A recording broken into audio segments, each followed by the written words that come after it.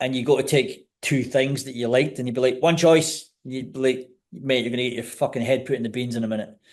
You know, just yeah, there was always limitations in that sense. So Mel's absolutely right in what he's saying. It was never like an all you can eat basis. But at the same time, like I remember when we were in Iraq, like with the squadron, when we were based there in the permanent building we had, uh, the food was fucking unbelievable. Like that was British Army. We had our own chef, like British Army chef, and he really looked after us. Like the food was unbelievable. It was like we ate like kings actually. That's awesome. So they would just what? They'd fly the food in from elsewhere and then he'd Yeah, cook it all there. yeah. We had our own chef for the squadron, yeah, and he was brilliant as well. That's awesome. You love hearing. That's kind of the cool little stuff that you never see in the Yeah, movies or whatever. That's yeah, pretty. like the unsung heroes sometimes, Yeah. that you wouldn't expect. Yeah. I got two. I got two left for you here. Same idea, but instead of being in charge of the UK's military, you're now the prime minister. What would be the first change you would make? Look after the elderly because that's something that our fucking horrendous Prime Minister Starmer, who I hope gets fucking booted out ASAP, he's a wanker. Um, he's cut the budget for heating allowance for pensioners. There's a lot of pensioners in the UK at the moment. This winter will be freezing to death because they can't afford to heat their houses, and he's made cuts on the budget to look after those elderly people, whilst at the same time housing illegal immigrants. So that's the two main changes I would make straight away. Look after the pensioners who need looking after, and get rid of the fucking people who shouldn't be in the country. Simple as that. Stop the asylum seeking to the extent that it's going on in that because it's the worst is yet to come, I would say. there's there's going to be a lot of Americans who watch this, and as you know, we just recently had an election, and one of the biggest issues in that election was people being in the country who are not Americans and did not come here legally. And to Yeah, the surprise of nobody, people don't like that. People don't like when they feel their country is being taken away from them. absolutely. And it's like, I've got massive respect for people who are legal immigrants, Right. people who come from somewhere else and they fucking work hard. I know plenty of them. I've got huge respect for people who want to come and make an honest living. They want to look after their families because they might be from somewhere that's not as fortunate. I support that. I think those people should be looked after. It's the illegal immigrants that come in for reasons that aren't very fucking ethical and are feeding off the system. And then at the same time, there are veterans on the street, homeless. There are people on the street, homeless people in general. Homelessness is huge in the UK, and you've got people who are in their 70s and 80s who can't afford to put the heating on because the fucking government won't support them with the heating allowance because the money's going elsewhere. The money's going towards housing people that are fucking young capable beings that shouldn't be in the country. Yeah, I think the biggest concern on that issue here in the U.S. is I don't know if it's a money related issue. I think it's more we don't know. The estimates are 15 million people came in the last couple of years. We don't know who they are, where they went.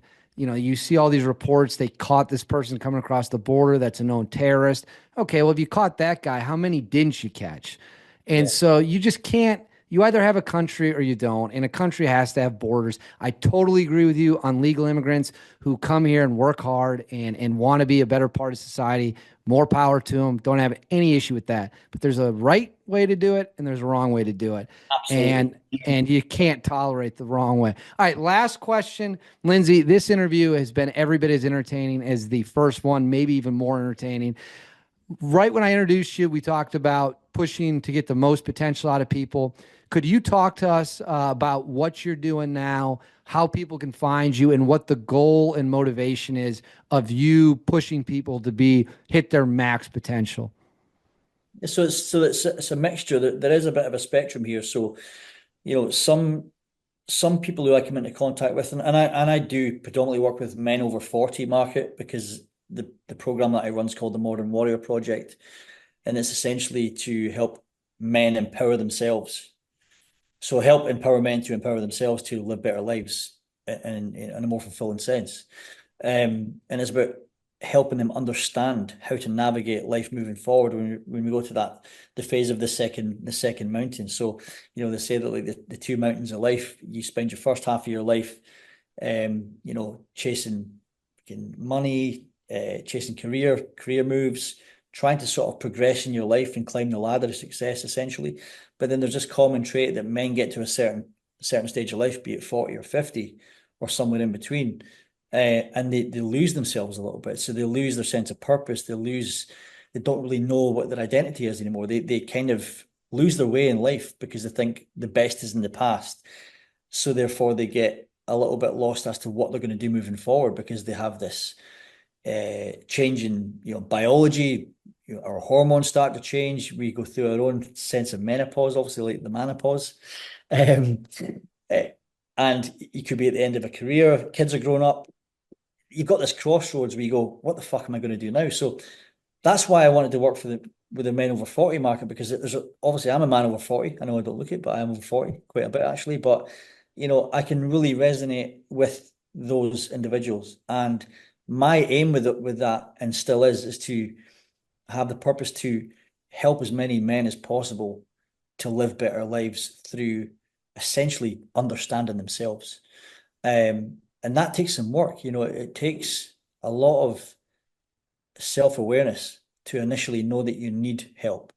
And then you got this spectrum, which is like, guy who is kind of like fucking depressed, has put on weight, is low in energy, is get no purpose. And then the other side of the equation, which is like your high performing individual, your CEO, your successful, when it comes to like career success and whatnot, who have kind of lost the drive for anything else because they know they've done well, but they feel like they've got so much more. So it's like, how can I get that extra 10% out of myself that I know I'm capable of? How do I live my life being truly fulfilled and knowing that I give it my all, rather than just coasting along because I made a load of money and I've got a nice house and I've got a beautiful wife and my kids are doing well. On paper, I've got it all, but I don't feel fulfilled anymore because I've kind of like it's like they say the opposite of, or the enemy of great is good, as the saying goes. So I guess within that spectrum, you've got everything else in between as well. So for me, the Modern Warrior Project was all about creating a space where people could authentically communicate and be vulnerable for a start. So vulnerability is this thing we talk about, but not everyone truly stops to understand it. And that's because men go through life usually with a lot on their shoulders. They've got families to look after, they've got positions in companies, they've maybe got their own company. They feel like they have to maintain this stoicism through life whereby they can't show a weakness or they can't be vulnerable because it's perceived as being weak. So they have to be masculine. But it's all bullshit related again to the ego. So we then end up going through life, I think, and this is something I experienced going through from a child, adolescence, young man, to then becoming a man in his 30s and 40s, kind of getting to a point where I knew that something had to change. And then spent the rest of the time since then till now, and will be ongoing, trying to figure out what that is. And I think I'm at the point now where I really have confidence in starting to really understand the pieces of the puzzle.